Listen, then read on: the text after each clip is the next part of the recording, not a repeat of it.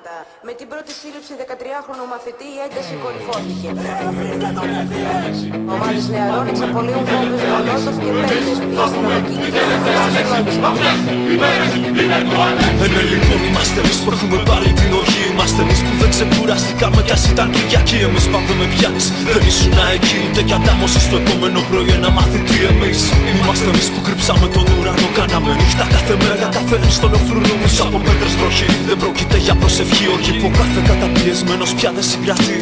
Είμαι στον δρόμο διάρκως, ξέρεις τι πάει να πει.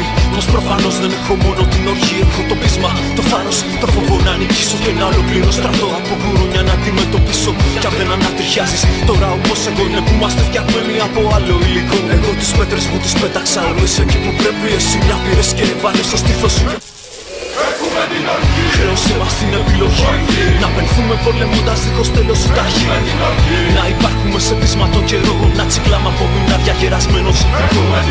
Χρέωσέ μας την επιλογή να σκοτώνουμε το θάνατο σε κάθε μας ζωή.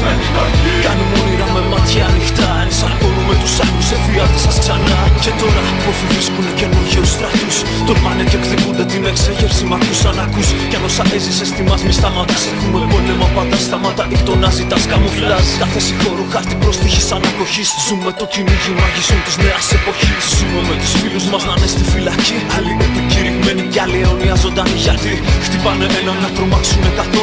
Τώρα που έχουμε φυτώσει τον επαναστατικό χώρο με όλα τα μέσα. Χωρίς φετιχισμούς, χωρίς αποκηρύξεις μα πάνω ωφέλους ηρωισμούς. Χωρίς το φόβο την πέθυμια μιας προσκαιρής κατάληξης. Χτυπάμε φλέβα για την καρδιά της άνοιξης. Κάνουμε όνειρα με μάτια ανοιχτά. Ενσαρκώνουμε τους άλλους εφιάλτες σας ξανά. Χρέωσέ μας την επιλογή να πενθούμε πολεμώντας δίχως τέλος η ταχύ.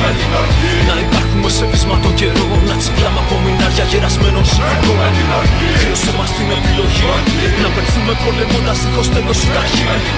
Να υπάρχουμε σε πείσμα τον καιρό, να τσικλάμε από μηνάρια γερασμένων συνθηκών.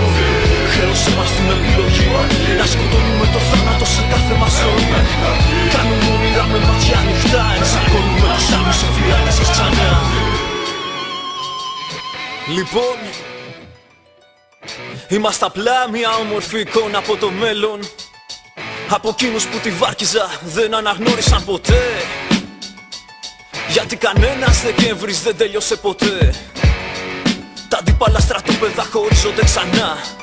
Είμαι την εξέγερση, είμαι την κανονικότητα. Είμαι τις κουκούλες φίλοι μου, είμαι τις γραβάτες.